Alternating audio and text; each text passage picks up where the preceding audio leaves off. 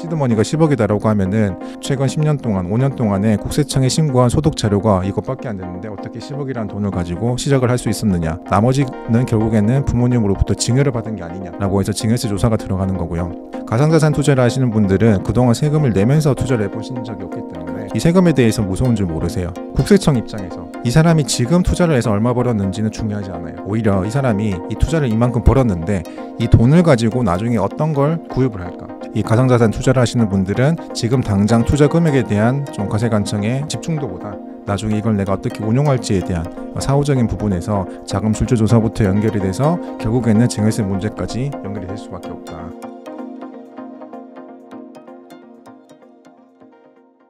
최근에 이제 비트코인 투자하시는 분들이 굉장히 많으신데 이제 코인 관련된 과세가 2년 유예가 됐잖아요. 그런데 또 비트코인을 투자해서 그 수익으로 또 부동산을 매입하거나 했을 경우에 그 세금 폭탄을 맞을 수도 있다라는 이야기가 있던데 이게 어떤 경우에 이런 상황이 발생할 수 있는 거죠? 일단은 비트코인 같은 경우에는 일단 가상자산에 대해서는 과세 유예가 이번에 통과가 됐었죠. 네. 사실 가상자산에 대한 과세 유예 말씀을 좀 드리기 전에 금투세에 대한 논의가 한창 있었습니다. 네. 그러다가 금투세에 대해서도 지난 작년 11월 초에 여당하고 야당이 합의가 된 바가 있어서 금투세도 일단은 폐지가 된 걸로 결과가 이루어졌고, 가상자산 같은 경우에는 사실 지난 2022년 말부터 계속해서 이미 두 차례 과세 유예가 됐기 때문에 원래는 2025년 올해부터 새롭게 과세가 되었어요. 하나 작년 7월 달에 세법 개정안이 나오면서 다시 2년이 더 유예가 돼서 2027년부터 과세가 되는 걸로 많이 나왔었죠. 거기에 대해서는 사실 야당에 대해서는 반대를 할 이유가 좀 많이 생겼습니다. 왜냐하면 이미 금투세에 대해서도 야당이 한 번 더 접어줬기 때문에 가상자산에 대해서도 더 이상 유예하는 것은 납득할 수도 없었을 것이고, 또 금투세 같은 경우에는 세수확보 측면에서도 소위 말해서 우리나라 코스피가 이제 박스권이기 때문에 시쳇말로 이제 오를 때 같이 안 오르고 떨어질 때는 같이 떨어진다고 하는 특징이 있으니까 이 5천만 원을 초과하는 금투세에 대해서 세금을 거두는 것보다 250만 원 면세점을 초과하는 가상자산 투자 금액에 대해서 세금을 거두는 게 또 세수 확보 측면에서도 훨씬 더 현실적이라고 판단을 했기 때문에 반대를 많이 했었는데 12월 초에 이제 또 극적으로 여야가 합의가 되어서 이제 가상자산에 대해서는 다시 2년 유예가 돼가지고 2027년부터 과세가 되는 걸로 지금 현재 진행 중인데, 사실 이제 투자자 입장에서는 사실 이렇게 생각하시는 분들이 많으실 거예요. 제가 강의를 가다 보면 부동산 투자를 하시는 곳과 이런 뭐 가상자산 투자를 하시는 곳에서 가장 큰 차이점이 뭐냐면 세금에 대한 인식이 아주 명확하게 다르다는 겁니다. 왜냐하면 가상자산 투자를 하시는 분들은 그동안 세금을 내면서 투자를 해보신 적이 없기 때문에 이 세금에 대해서 무서운 줄 모르세요.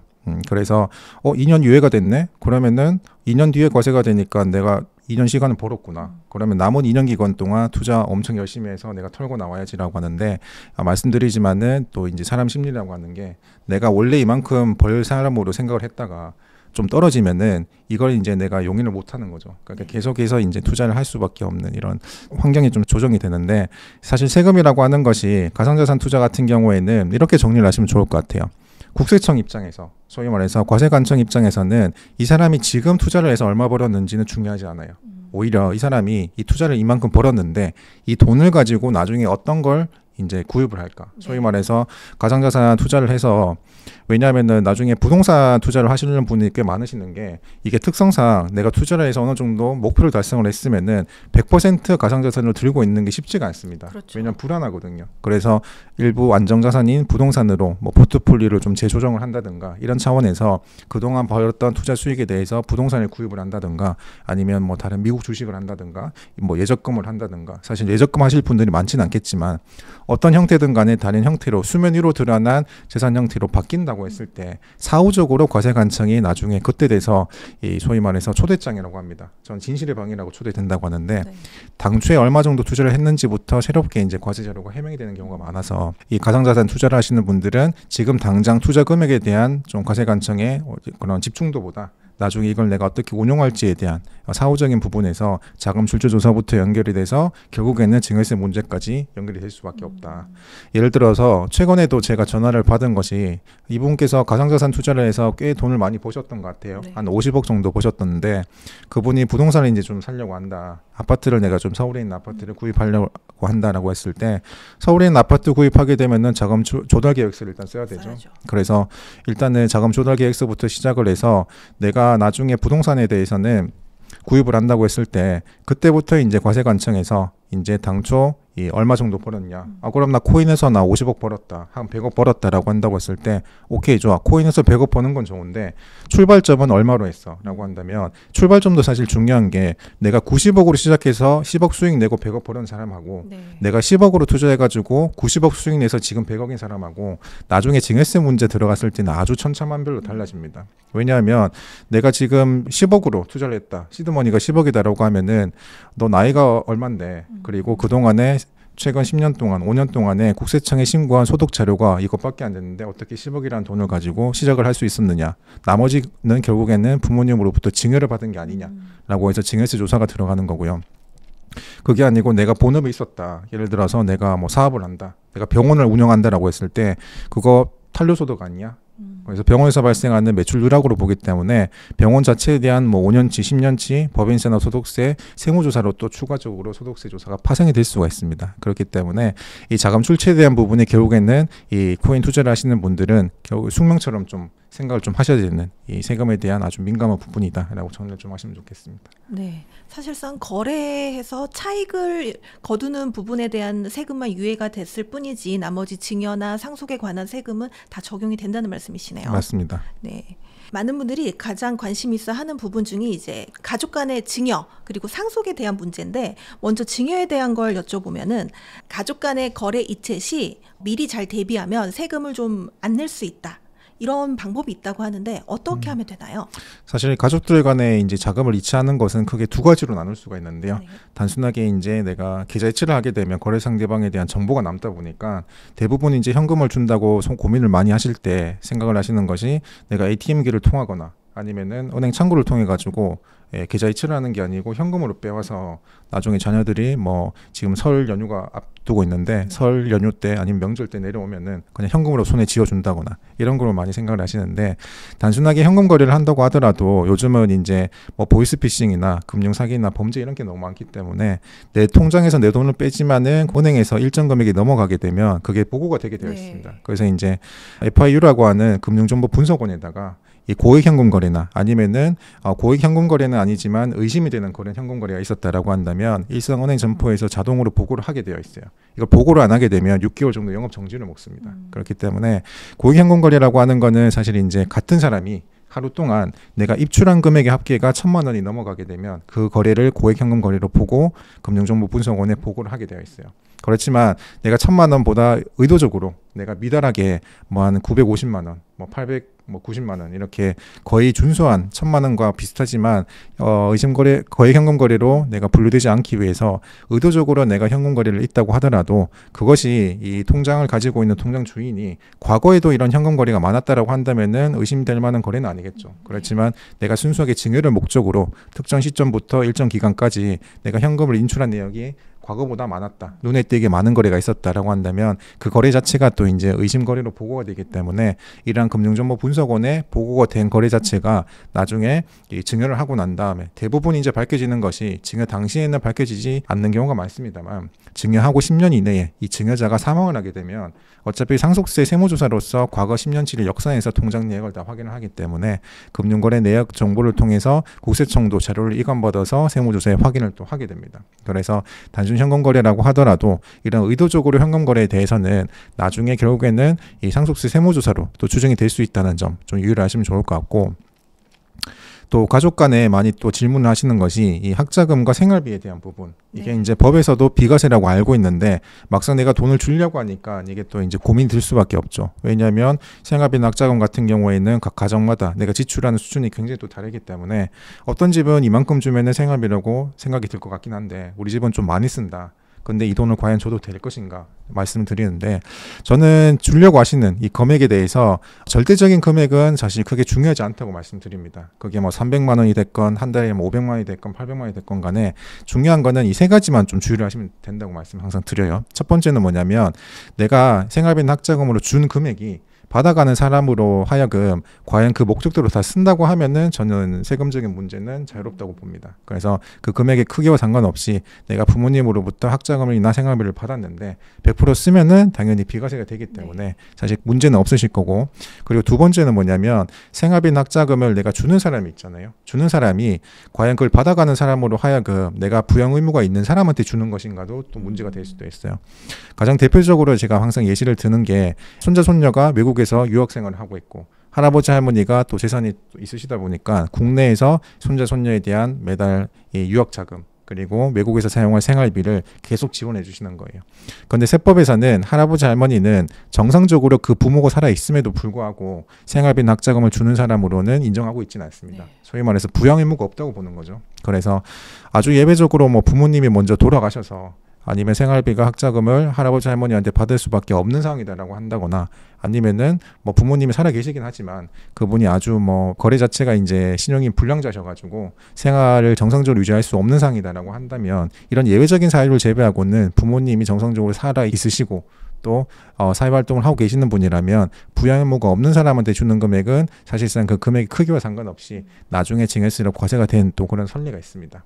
그래서 부양 의무가 있는지도 좀 중요를 할 것이고, 세 번째는 뭐냐면 이 생활비나 학자금은 내가 필요할 때마다 주는 게 원칙이라는 거예요. 그래서 지금 2025년 해가 바뀌었는데 올해 1월 1일부터 12월 31일까지 1년치 쓸 생활비나 학자금을 내가 준다라고 했을 때 과연 그걸 다 사용할 수 있을지는 지나가 봐야지 아는 부분인 거고, 과세 관청에서도 알 수가 없기 때문에 그때그때 필요할 때마다 주는 금액에 대해서만 비과세 대상인 생활비나 학자금으로 인정이 되는 것이지, 한꺼번에 큰 목돈을 주는 것은 그건 단순 증여나 다름이 없다라고 해석하는 사례가 있기 때문에, 이런 생활비에 대해서는 방금 말씀드린 세 가지만 좀 주의를 하시면 세금적인 부분에서 자유롭게 생활비나 학자금을 가족들 간에 자유롭게 지급할 수 있을 것 같습니다. 이런 생활비는 꼭 현금으로만 줄 수 있는 건가요? 카드로는 줄 수 없는 건가요? 카드로는 줄 수도 있죠. 사실 뭐 현금이라는 부분에 대해서 제가 대부분 질문을 많이 하시는 것이 현금을 내가 주려고 하시는 목적성이 많기 때문에 현금이라고 표현을 했을 뿐이지, 카드를 주셔도 상관은 없습니다만, 내가 이미 자녀가 충분하게 생활비를 벌 수 있는 그런 자력이 있음에도 불구하고 뭐 지역이 다른, 자녀는 서울에서 일을 하고 있고 네. 부모님은 예를 들어서 대구에서 거주하고 있다라고 한다면 부모님 카드를 들고 내가 서울에서 백화점도 가고 여러 가지 뭐 생활용품도 사고 하는 것은 그거는 생활비로 또 보지 않을 가능성이 있기 때문에 그런 부분에 대해서는 좀 주의를 좀 특히나 하셨으면 좋겠다 네. 말씀을 드리고 있습니다. 그럼 또 가족 간에 계좌로 이렇게 돈을 이체를 해줄 때 차용증을 쓰면 이게 증여로 간주가 안 될 수 있다고 하는데 차용증만 쓰면 되는 건가요? 사실 이제 차용증을 쓰시라고 제가 말씀을 드리는 가장 큰 이유가 뭐냐면, 대부분 이렇게 생각을 하세요. 뭐 차용증이라고 하는 것이 이게 법적 서식도 없을 뿐더러 누구나 쓸 수도 있는 거고, 그리고 차용증을 안 쓴다고 하더라도 나는 이미 자녀들한테 돈을 몇 번 줬는데 세무서에서 전화 받은 적이 없다라고 생각을 많이 하십니다만, 결국에는 이제 차용증이라고 하는 게 내가 내심적인 상황, 그러니까 부모와 자녀 간에 있어서 금전거래를 한다고 했을 때 그 금액이 소위 말해서 내가 증여세 문제될 정도의 금액은 아니지만 나중에 자녀가 그걸 받아서 부동산을 구입을 하거나 예적금을 형성한다고 했을 때 자금 출처에서 조사가 있다고 한다면 과거에 그런 거래가 증여가 아니고 이건 돈을 빌려주는 차용거래였습니다라고 주장할 수 있는 것이 표면적으로 드러나는 게 차용증 말고는 사실 딱히 없습니다. 그렇기 때문에 차용증을 제가 쓰시라고 말씀드리는 것도 그 당시 거래 내역을 내가 조금이라도 입증을 하기 위해서 외부적으로 현출하기 위한 가장 효과적인 방법이 차용증인 것이고, 차용증을 작성을 하셨다고 하시면 좀 귀찮겠지만 공증까지 받아두신다거나 아니면 공증 비용도 내가 좀 아끼고 싶다라고 한다면 우체국 가셔가지고 부모 자녀 간에 서로 내용 증명을 하나 보내세요.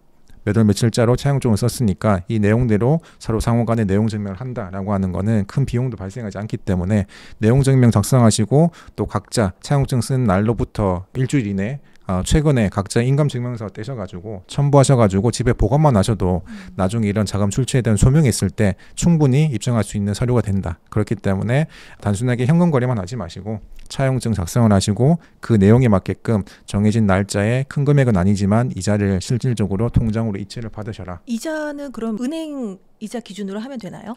사실상 세법에서 정한 것이 연간 내가 받아야 될 이자보다 1,000만 원이 넘어가게 되면 1,000만 원보다 덜 받게 되면 그때부터는 또 증여를 볼 수 있다는 그런 규정이 있습니다. 따라서 연간 기준이 되는 이자가 1,000만 원이라고 한다면 그게 지금 법정 이자율 4.6%로 나온다고 했을 때 빌려주는 원금이 대략 2억 1,700만 원이 넘어가게 되면 그때부터는 법정 이자율을 적용한 이자를 다 받으셔야 되는 것이고 그 금액 원금보다 미달한다고 한다면 굳이 법정 이자율을 따지지 않아도 된다. 그래서 경우에 따라서 각자 사정에 맞게 뭐 1%, 2% 금액 실질적으로 이자가 지급된 내역이 중요한 거지 그 이하 금액에 대해서는 이자율 자체는 크게 의미가 없다라고 말씀을 좀 드리고 싶습니다. 그렇다면 이게 부모들이 자녀에게 증여를 할 때 세금을 줄일 수 있는 가장 효과적인 방법은 어떤 방법이 있을까요? 여러 가지 방법이 있겠습니다만은 대부분 부모가 자녀한테 직접적으로 증여를 하는 거에 대해서만 많이 생각을 하시는데 사실 이제 증여라고 하는 것이 가장 큰 단점이 뭐냐면 제가 앞서도 증여에 대한 개정은 빨리 이루어진다고 했던 가장 큰 이유가 증여는 같은 사람으로부터 10년 이내에 증여를 받게 되면 각각 증여를 받았을 때마다 별도로 계산하는 것이 아니고 앞서 증여받은 금액을 합산해가지고 누진해서 계산을 하게 됩니다. 그래서 한두 번 정도는 뭐 부모님으로부터 증여를 받는 게 좋을지는 모르겠습니다만 3번, 4번, 5번까지 증여를 하게 되면 오히려 세금 부담이 커지는 속도가 더 빨리 커지기 때문에 세금 부담도 더 커지고 또 이제 증여재산 공제라고 하는 것이 10년 동안 한 번만 또 적용을 받는 거다 보니까 매번 증여를 할 때마다 뭐 성인 자녀는 5천만 원, 미성년 자녀는 2천만 원 증여를 하는 게 아니기 때문에 증여재산 공제 범위에 있어서도 10년이란 텀을 또 벗어날 수가 없어요. 그래서 내가 자녀한테 증여를 해줘야 되겠다라고 한다면 오히려 나보다 좀 더 재산적인 여유가 많으신 할아버지 할머니가 손자 손녀에게 증여를 하는 것도 생각보다 좋은 방법입니다. 왜냐하면 세대를 건너뛴 이제 증여나 상속 같은 경우에는 우리 세법에서 할증이 있어요. 그래서 일반적으로 산정되는 금액보다 30% 할증이 되거나 아니면 증여를 받아가는 손자 손녀가 뭐 미성년 자녀이면서 증여를 해주는 금액이 20억이 넘어가게 되면 40%까지 할증이 사실 되긴 하는데 이런 할증이 있다고 하더라도 예를 들어서 이미 부모가 할아버지 할머니로부터 이미 증여를 많이 받은 상황이라고 한다면 할아버지 할머니가 손자 손녀한테 새롭게 증여를 하게 되면 받는 손자 손녀는 방금 말씀드린 증여재산 공제도 새롭게 한도가 발생을 하게 되는 거고 또 이제 같은 사람으로부터 받는 증여가 아니다 보니까 누진이 또 피할 수 있겠죠. 그래서 새로운 증여가 이루어질 수 있다. 그 과정에서 세금을 많이 줄일 수가 있는 것이고 또 다른 이점은 할아버지 할머니에 대한 미래 상속세도 줄이는 효과가 된다는 겁니다. 왜냐하면 지금 법정 상속인이라고 하면 배우자 그리고 형제자매 나의 자녀 그리고 나의 부모님인데 손자 손녀는 법정 상속인이 아니에요. 그래서 사망일로부터 10년 이내에 내가 증여를 한 금액에 대해서는 상속인이라면 10년 이내 증여한 금액을 나중에 상속재산에 포함이 되도록 되어 있습니다. 그런데 손자 손녀는 이 법정 상속인이 아니다 보니까 10년까지는 아니고 5년 이내에 증여한 것만 포함이 되다 보니까 미리 5년 전에 증여를 하게 되면 나중에 할아버지 할머니의 상속세 신고를 할 때 상속재산에 또 사전에 증여한 금액을 또 제외를 할 수 있기 때문에 상속세 부담도 그만큼 줄일 수가 있다는 이점이 있습니다. 그렇다면 이제 상속세 관련해서 좀 여쭤볼게요. 상속세를 좀 줄일 수 있는 그런 좀 효과적인 방법이 있을까요? 상속세를 줄이는 것은 뭐 여러 가지 방법이 있겠습니다만은 현실적으로 가장 쉬운 방법이 면세점 증여. 아까 말씀드린 증여 시점에 10년 텀을 두고 증여를 할 수 있는 방법이 있는데 이게 사실 증여라고 하는 것이 답이 정해져 있지 않는 게 내가 증여를 하고자 하는 재산의 그 가족의 증여 스타일에 맞게끔 증여를 하시면 돼요.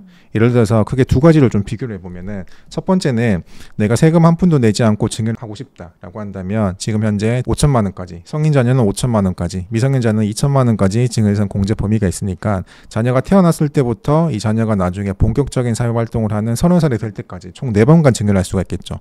태어났을 때 한 번, 10살, 20살, 30살 때 한 번이기 때문에 이 4번 동안 증여를 하면서 각각 증여재산 공제 범위만큼만 증여를 하게 되면 자녀가 30살이 됐을 때는 총 1억 4천만 원 정도 돈을 줄 수가 있습니다. 네. 그리고 매년 4% 정도 물가 상승률이 있다고 한다면 자녀들이 가져가는 금액은 2억 3천만 원 정도로 조금 더 높아질 거예요. 반면에 내가 이렇게 긴 호흡 동안에 줄 수 있는 금액이 너무 적다.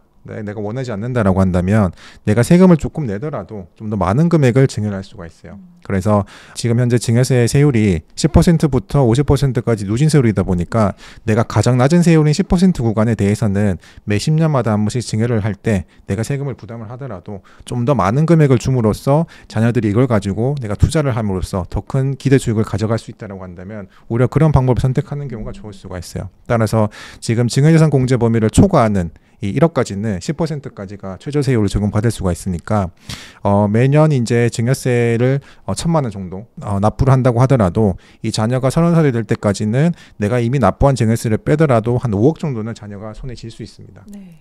그러면 마찬가지로 매년 물가 상승률 4%를 가정을 하게 되면 그보다 더 큰 금액에 대해서 자녀가 향유할 수 있는 것이고 또 앞서 말씀드린 코인에 대해서 내가 투자를 할 수 있고 내가 코인에 대한 확신이 있는 그런 부모다, 성향이다라고 한다면 당연히 매년 물가 상승률이 4%보다는 더 큰 금액으로 내가 기대 수익률을 생각을 할 거기 때문에 내가 이미 증여세 신고는 투명하게 했고 그 재원도 이미 마련된 상황이기 때문에 그 앞으로 이후에 발생하는 매 증여 시점 이후의 기대 수익률은 오롯이 자녀가 가져갈 수 있는 부분이기 때문에 그런 수익을 안정적으로 향유할 수 있다는 점에서 상속세도 줄이면서 이 증여를 한 이후에 가치 상승분을 고려를 한다고 한다면 긴 호흡으로 내가 증여를 얼마나 할 것인가에 대한 고민은 반드시 좀 필수라고 보시면 되겠습니다. 부동산 관련 세금이 2025년에 이제 달라지는 부분이 좀 있을까요? 일단은 이번에 최근에 2025년 경제정책 방향에서도 새롭게 나왔지 않습니까? 그래서 부동산이라고 하는 거는 항상 취득했을 때부터 보유 단계, 나중에 처분했을 때 이 세 가지 단계에 대한 각각 세금을 또 고려하지 않을 수가 없기 때문에 일단 취득 단계 같은 경우에는 대부분 지방에 있는 주택에 대한 그 세제 혜택이 많이 반영이 됐다고 보시면 되겠습니다. 지금 주택을 취득할 때는 취득세 중과가 살아있죠. 그래서 내가 조정 대상 지역에 있는 주택을 취득을 한다라고 하면은 기존에 내가 가지고 있는 주택 포함해서 2주택자면은 취득세율이 중과가 됩니다. 그리고 조정 대상 지역이 아니라고 하더라도 내가 기존에 가지고 있는 주택하고 새로 구입하는 주택 합산했을 때 3주택 이상이면은 또 일반적인 취득세율, 그러니까 1.1% 내지 3.3% 일반적인 취득세율 말고 8%, 12% 중과가 또 되기도 하는데요. 이런 취득세율을 적용을 할 때 중과에서 제외되는 것이 이제 기준 시가, 공시가액이 1억 미만인 아주 이 저가 주택에 대해서는 중과가 제외를 하고 있습니다. 현재도 제외를 하고 있고 지방에 소재하고 있는 주택 안에서 이 기준 범위를 2억까지 좀 완화를 했습니다. 따라서 지방에 있는 주택 중에 공시가액이 2억까지는 그래도 주택을 취득을 했을 때 중과 대상에서 제외를 한다라고 하는 것이 새롭게 이번에 경제정책 방향에 담겼고 또 보유하고 있는 단계에서는 종부세를 또 이야기를 안 할 수가 없죠. 종부세 같은 경우에는 과세 기준일이 매년 6월 1일 날 현재 내가 가지고 있는 전국의 주택 수를 가지고 내가 1주택자냐 아니면은 1주택 이외의 자이냐에 따라서 기본공제도 9억이 아니고 12억을 적용받을 수가 있습니다. 그렇지만 이제 예외적으로 과세 기준을 현재 2주택자이긴 하지만 예외적으로 지방에 소재하고 있는 저가주택 같은 경우에는 내가 1세대 1주택 특례를 적용받기 때문에 이 기본공제도 12억이 넘는 12억까지 기본공제를 적용받을 수 있도록 하고 있는데 이 내용도 지방에 있는 주택에 대해서는 지금 현재 3억까지를 저가 기준으로 보고 있지만 4억까지 좀 더 요건을 완화해가지고 좀 더 1세대 1주택 특례를 적용받을 수 있는 지방에 있는 주택을 많이 적용받을 수 있도록 요건을 완화하는 방향으로 이 경제정책 방향에 담겼습니다. 그리고 마지막으로 양도를 할 때는 지금 다주택자 중과에 대한 부분이 또 1년이 연장이 됐습니다. 그래서 조정지역에서 내가 2주택자 이상이면은 이 다주택자에 대한 중과 규정을 그동안 적용을 받았었는데 이번 정부 들어와서는 계속해서 유예가 되고 있기 때문에 내년 2026년 5월 9일까지는 또다시 한시적으로 유예가 적용되고 있다. 그리고 지방에 소재하고 있는 지방 수도권 외지역에 있는 지방에 있는 그 중공의 미분양 주택을 구입을 하거나 아니면 지금 현재 전국에 89개 정도 지정이 된 인구 감수 지역이 있습니다. 인구 감수 지역에서 내가 세컨드홈 개념으로 추가로 구입한 주택에 대해서는 마찬가지로 이 주택을 내가 처분을 할 때 남은 주택에 대해서 이 양도세 1세대 1주택 비과세 특례가 적용이 되기도 하고 또 종부세 입장에서도 1세대 1주택 특례가 적용이 돼서 더 높은 기본공제 금액 12억을 적용받을 수 있도록 하고 있기 때문에 종합적으로 본다고 했을 때는 이 지방주택에 대한 좀 시장이 많이 안 좋다 보니까 또 뉴스에서는 지금 건설업계도 장기간 상황이 많이 안 좋다 보니까 올해 SOC 예산을 상반기에 또 많이 배정을 하겠다고 또 했기 때문에 지방주택에 대한 좀 세제 혜택을 좀 많이 지원하고 거기에 따라서 관련 경제정책 방향에 또 내용이 담겼다라고 정리를 하시면 좋겠습니다.